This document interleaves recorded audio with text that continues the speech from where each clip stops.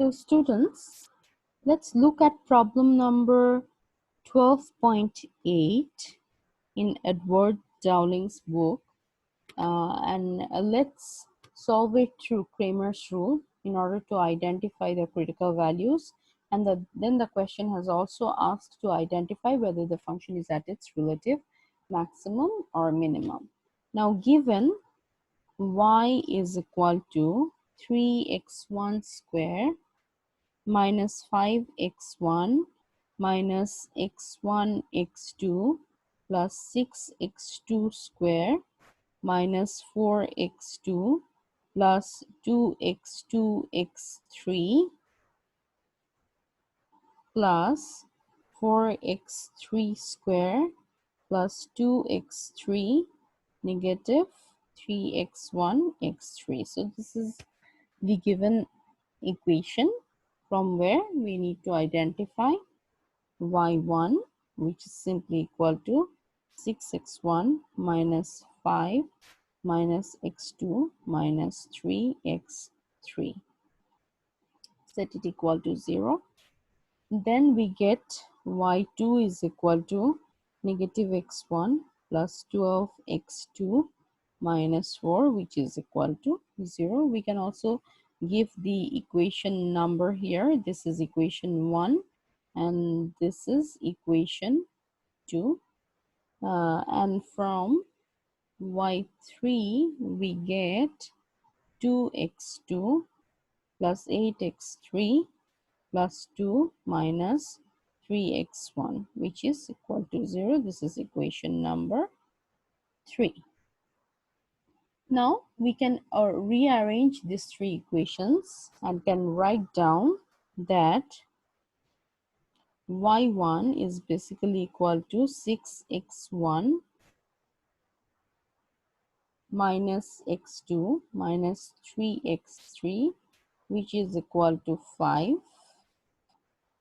And then we can write y2 is basically negative x1 plus 12x2 plus 2x3, which is equal to 4. And then from y3 we get a negative 3x1 plus 2x2 plus 8x3, which is equal to 2. Now from here we can form the matrix. Okay, how? By taking the first order partial derivative values. So what do we get? We get a 6. For y1 we get a 6, a negative, sorry, let me write it again, then a negative 1 and a negative 3. After that we get here a negative 1, then 12, and then we get a 2. Finally we get over here a negative 3, then we get 2, and we get a 8. Okay, let me write the 8 again in the same position. So this is 8. And these are the values associated to x1, x2, and x3. And then we know the vector of constants over here. Those are 5, 4, and my bad over here, this should be a negative 2. If you see the previous equation number 3, it was a positive 2. So as the side has changed, so it will become a negative 2. So I should write 5, 4 and a negative 2 over here. Okay, so this is the formation of the matrix. Now you know that in terms of a Cramer's rule, each time a new matrix is formed by replacing this vector of constant with the first column. So we will replace the first column with these vector of constant for in the first matrix. Then we will repeat it for the second and the third new matrix. So let's do it. By doing that, I get that A, suppose this new matrix is A1, not A. So or let me identify the determinant first. Okay, we need to identify the determinant first. So let's identify the determinant and let's name it as A. So if I identify the determinant A, it will be 6, 12, 2, 2, 8, then plus 1, negative 1, 2, negative 3, 8. I can do it quickly. If you practice, you can do it as well. Then there will be a negative 3, minus 1, 12, minus 3, 2. Okay. If you solve for it, you get 6 into 96 minus 4 minus 1, negative 8 plus 6, and then we get a negative 3 minus 2 plus 36. Okay. I'm sorry, here this shouldn't be a plus, it should be a minus over here. Okay, please correct it, it's a minus here. So that's how I get a minus 1 over here as well. And then I cross multiply the principal diagonal, then minus the off principal diagonal. So the minus minus becomes a plus over here. I think you will be able to do it. Okay, so this calculation provides us with a determinant which is 552 minus 2 minus 102, or in other words it is 552 minus 552 minus 104, 552 minus 104. So ultimately we are left with 448, which is greater than 0. And we know that when the determinant value is greater than 0, that means it is non-singular in nature and we can perform the further operations, right? Okay, now let's move towards forming the new matrix. Suppose I get a new matrix A1. How? By replacing the first column with the vector of constant. I'm replacing the first column with the vector of constant. Okay, and what do I get over here then?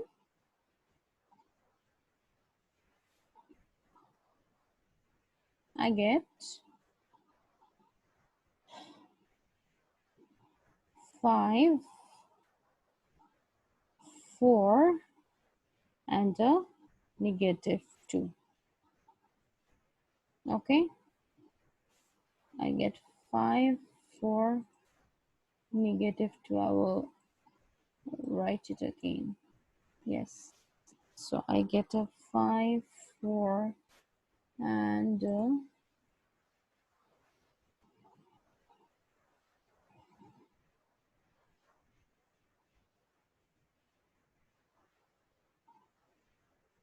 negative 2 over here. Okay, and then the rest are same. It is negative 1, then 12, and then 2, and here it is negative 3, 2, 8.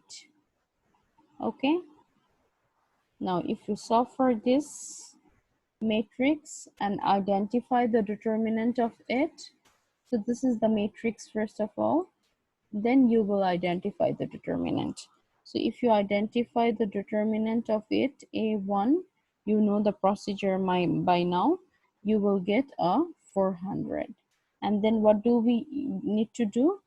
What we will simply do is, we will do the determinant of A1 divided by the determinant A, which is equal to 400 divided by the determinant that we got was 448, right? 448, and the value comes as 0.89, and this is nothing but equal to our x1. So we have already solved for x1. In similar way, we solve for x2 and x3. So there you just form another matrix A2, which is simply equal to then 6 minus 1 and minus 3,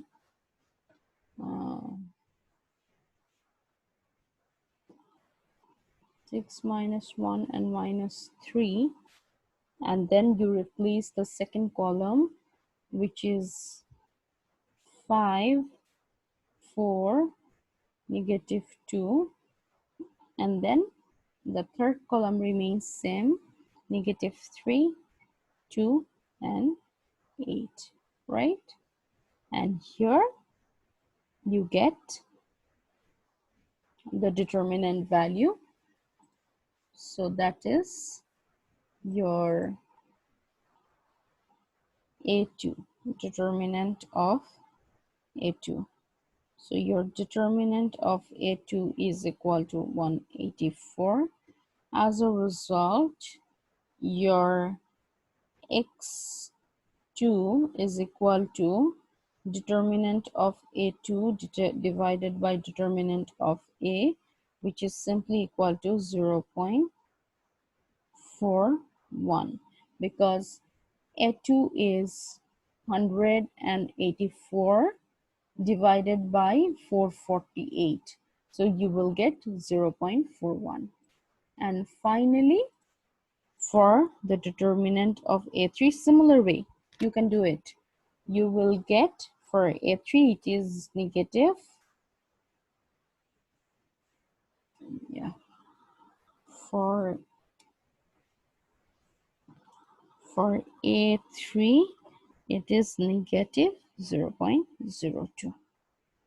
Okay, so you got all the three critical values. Now, in order to solve for the second order condition, what do? We again look at the first order derivative and form the Hessian matrix, right? What was the Hessian matrix?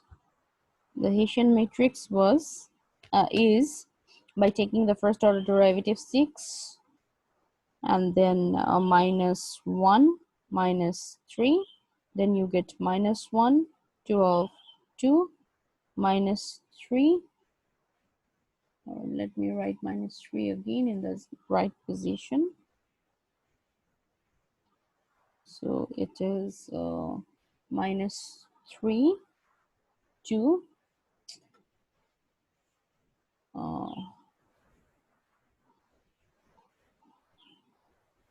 2, and 8, right? Okay, so then let's do the calculation again. So for the first one, H1, it is simply 6, which is greater than 0. For H2, we will take 6 minus 1 minus 1, 12, and by doing the calculation we get 72 minus 1, which is equal to 71 and greater than 0. For H3, the determinant is 448, which is greater than 0. As a result, we can say that the function is at its relative minimum. Why? Because we got that all the values are greater than 0. So that's how it can be concluded that the function is at its relative minimum. In the next lecture video, I will come up with some economic applications based on optimization with multivariables. Keep tuned. Thank you.